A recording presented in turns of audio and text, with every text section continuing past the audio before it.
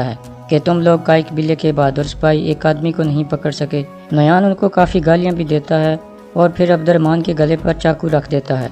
اس کو مارنے ہی والا ہوتا ہے کہ عبد الرحمن بول پڑتا ہے اور کہتا ہے کہ ہماری ناکامی کی وجہ غلط معلومات ہے جو آپ کو دی گئی تھی، کیونکہ تیکن پہلے ہی جانتا تھا کہ آپ وہاں اپنے آدمی بھیجنے والے ہیں، اس لیے ہماری غلطی نہیں ہے۔ جس پر نویان اپنا ذہن تبدیل کر لیتا ہے اور ان دونوں کو چھوڑ دیتا ہے۔ دوسری طرف ترگت اور دوان حلیمہ سلطان کو لے کر واپس قبیلے میں جاتے ہیں۔ دہلی دامیر دوان کو ارتکش کے بارے میں بتاتا ہے کہ وہ ارطغرل سے ملنا چاہتا ہے اور کسی اہم مسئلے پر بات چیت کرنا چاہتا ہے، اس لیے تم یہ پیغام فوراً ارطغرل تک پہنچاؤ۔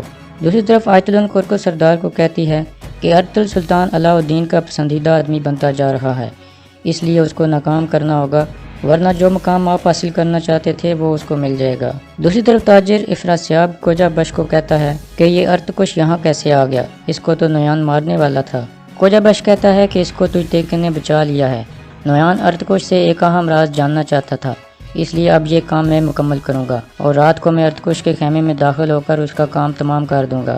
دوسری طرف غار میں ارطغرل اپنے بائیں ہاتھ سے تلوار چلانے کی پریکٹس کرتا ہے۔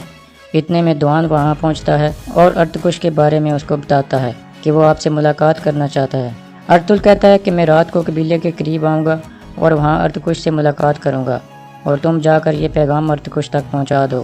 دوسری طرف قبیلے میں کرکس سردار اپنی ساری فیملی کے ساتھ حائمہ خاتون کے خیمے میں جاتا ہے تاکہ گوکچے کا ہاتھ مانگ سکیں۔ اس دوران گونجا گل بھی ان کے ساتھ ہوتی ہے جو لگاتار گنڈوگڈو پر نظریں جمائے رکھتی ہے۔ دوسری طرف کوجا بش ارتکش کی جاسوسی کر رہا ہوتا ہے۔ اتنے میں ارتکش باہر آتا ہے اور سپاہیوں کو کہتا ہے کہ میں کچھ ورزش کر کے آتا ہوں۔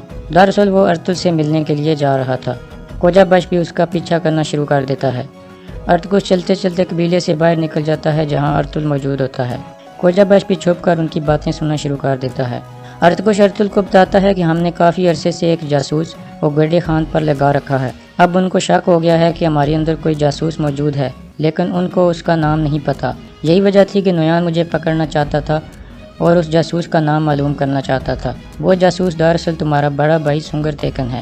اس کے علاوہ ارتکش کہتا ہے کہ کل تم مجھے فلاں پہاڑی پر ملو جہاں میں تمہیں بتاؤں گا کہ سنگر تیکن سے کیسے رابطہ کرنا ہے۔ یہ ساری باتیں کوجا بش بھی چھپ کر سن لیتا ہے اور دوسری طرف قبیلے کا حکیم ارتک بھی سن لیتا ہے۔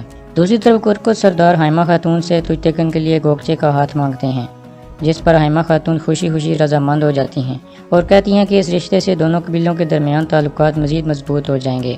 اس کے بعد حائمہ خاتون گوکچے سے اس کی رضامندی پوچھتی ہیں، جس پر گوکچے بھی رضامندی کا اظہار کر دیتی ہے۔ اس طرح گوکچے اور تیکن کی منگنی ہو جاتی ہے۔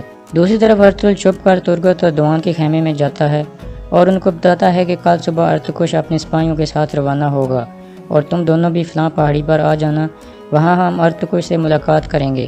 یہ بتا کر ارطغرل وہاں سے چلا جاتا ہے۔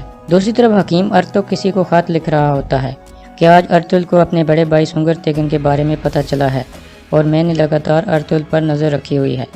اتنے میں ارطغرل اس کے خیمے میں داخل ہوتا ہے۔ حکیم ارتک فوراً خط چھپا لیتا ہے۔ ارطغرل اس کا شکریہ ادا کرتا ہے کہ اس نے عبد الرحمن کو جیل سے نکالنے میں مدد کی تھی۔ پھر ارطغرل کہتا ہے کہ قبیلے میں ایک غدار موجود ہے اور ہمیں بہت جلد اس کو پکڑنا ہوگا، اس لیے آپ بھی اپنی آنکھیں کھلی رکھیں۔ جس پر حکیم ارتک کہتا ہے کہ انشاءاللہ غدار جلد بے نقاب ہو جائے گا۔ اس کے بعد ارطغرل وہاں سے چلا جاتا ہے اور حکیم ارتک وہ خط دوبارہ نکال لیتا ہے اور یہاں اس کیس کا اختتام ہو جاتا ہے۔